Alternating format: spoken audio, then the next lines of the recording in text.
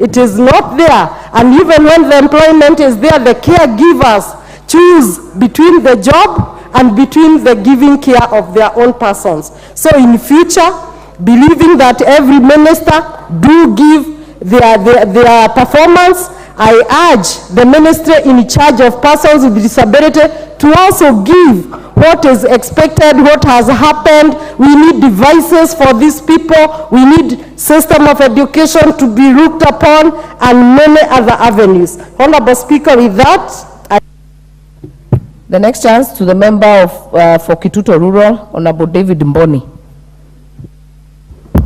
Madam, is Kituto Rural, not Kituto.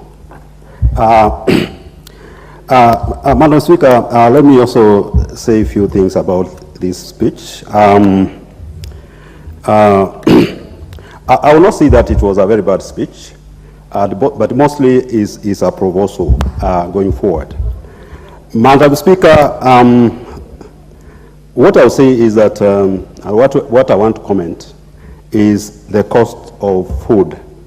With the fertilizer program, we have seen fertilizer going down from 6,500 to 2,500, and this ones has actually made production of food and the prices of food going down, and that's a very commendable thing. But don't forget that the cost of living has gone up.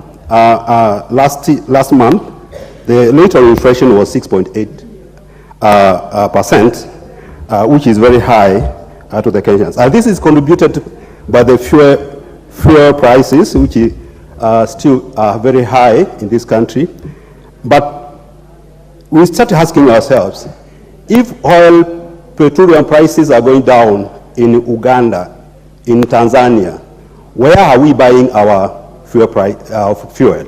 Are we not buying from the same market? And what happened to the G2G agreement, which we expected the prices of fuel in the country to go down, and also reduce pressure on dollar, because our Kenya shillings has been depreciating over time. Madam Speaker, I think apart from giving the fertilizer to the maize growing areas, currently in Eastern Province where I come from, we are having a lot of rains. So this speech I expected them to the president also to address distribution of fertilizer also to Kitui region, so that we can also grow maize and be self-sufficient in food.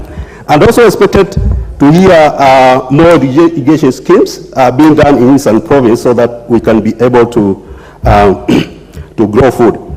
Madam Speaker, I was listening to the housing scheme, but I was asking myself, what about the cost of cement? What about the cost of steel? The prices of these things have been going up. I'll tell you, in March, the cost of one bag of cement was 680. Now it's going to, in Nairobi it's going for 750. Up there is going to for 800. So what happened? These are the things which we need to address, so that we can make some of these things a bit cheaper.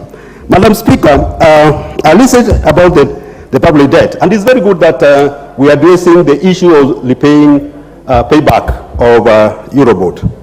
Madam Speaker, 2 weeks ago, the CS Treasury admitted that we are in debt and distress or financial crisis. The idea of borrowing is not a bad idea. Everybody borrows, and I think even these members of parliament, everybody has a loan. But what about us with the money is what you do with that money. What do you do with the loan? What is the impact of the loan? And I'll tell you, US, their debt to GDP is 133%.